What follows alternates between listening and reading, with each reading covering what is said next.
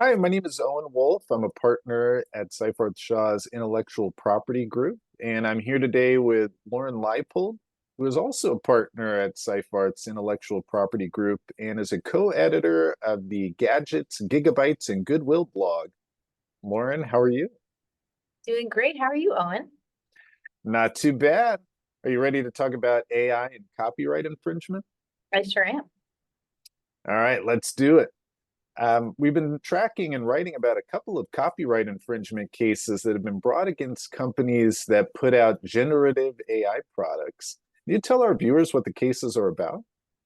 Yeah, so there are several different cases that have been filed. I would say the majority of them are filed in federal district court in California. Um, they all have fairly similar themes, and one of these, which we've been watching pretty closely, revolves around substantial similarity between an original copyrighted work and the output generated by an AI tool. The lawsuit involves visual images that are created when a tool called Stable Diffusion generates images in response to user prompts. And the plaintiffs in that case are alleging that their original copyrighted works were used to train these platforms, and that therefore the outputs are going to be infringing once a user asks to create an image in the style of that particular author. Got it.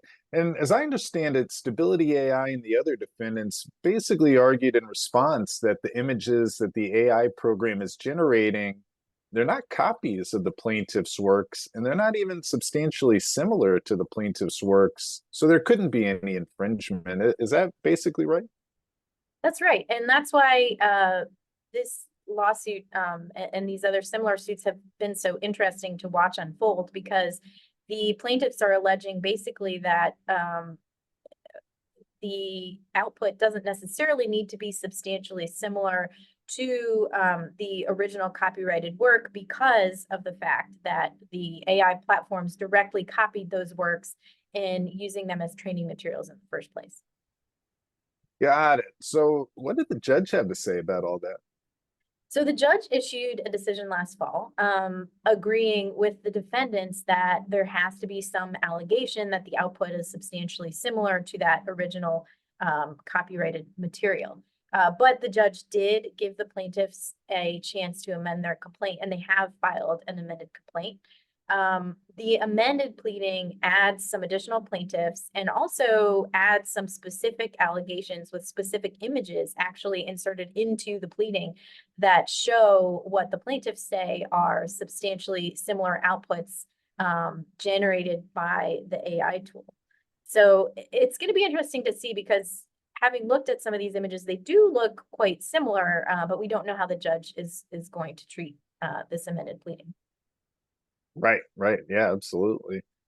And one of the other lawsuits that we've been tracking, or a couple of other lawsuits actually, involve some famous names that have filed suit against the company that made ChatGPT, which is a company called OpenAI. And one of those lawsuits was filed in California. The lead plaintiff is the actor and comedian Sarah Silverman. Then there's another one in New York where the lead plaintiffs include Game of Thrones author George R.R. Martin, legal thriller author John Grisham, and some other writers. Now, those cases involve copyright infringement of written works as opposed to images, but they raise some similar issues, I think, right?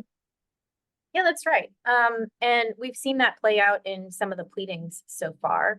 There hasn't been a motion to dismiss filed yet in the George R.R. Martin case, but there has been in the Silverman case. And the defendants there are making essentially the same arguments that we saw in the Stability AI case that we were talking about a minute ago, in that they're arguing you can't show, or you haven't even alleged, that the outputs are substantially similar to the original training materials that we used for our platforms.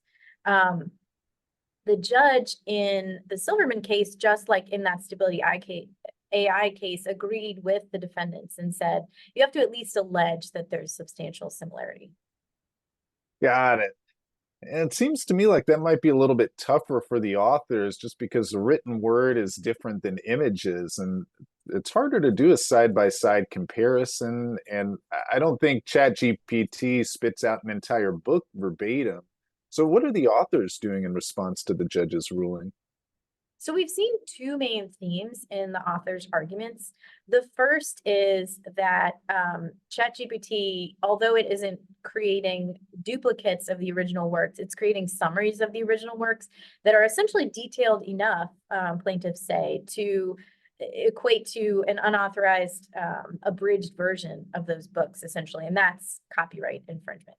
The second theory that they're relying upon is that even where ChatGPT is maybe creating a new work of fiction, it is basing that work and including within it copyrighted characters that are owned by those original authors. And they say that that's another form of copyright infringement.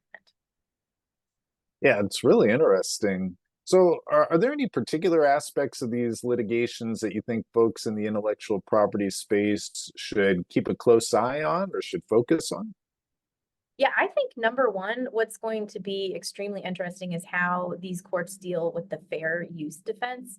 We saw last year the US Supreme Court provided some guidance on the contours of that doctrine in the case involving the famous musician Prince and the pop artist Andy Warhol. But we haven't really seen any courts delve into this and provide any opinions on the merits in terms of how this would play out in the AI context.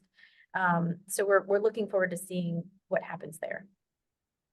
Yeah, absolutely. And I have to say, one aspect of the fair use defense that I'm particularly interested in is how it's going to apply to summaries of authors' books, because generally courts have said that it's okay to summarize in certain cases, like if you're offering legitimate commentary, as in a book review, or you're summarizing the book for some sort of non-commercial use. But it's not really clear how those rules fit in with an AI program like ChatGPT. Because on the one hand, certainly a commercial product, at least ostensibly it's making OpenAI money, but is a single ChatGPT output in response to a user request just by itself a commercial use? And I also wonder if an AI program can offer commentary when that output is not coming from a human, it's coming from the AI program. So I'm not sure how the courts are going to rule on those issues, but I'm really looking forward to seeing how they address it. I agree. We have seen somewhat of a roadmap in terms of the substantial similarity issue, but all of these other open questions regarding fair use and summaries and characters are still we're still waiting for them to play out, and it'll be really interesting to watch these cases as they continue to make their way through the court system. Yeah, absolutely. And we could certainly talk about this all day, but I think that's probably a good place to leave it. It's been really great chatting with you about this. Likewise.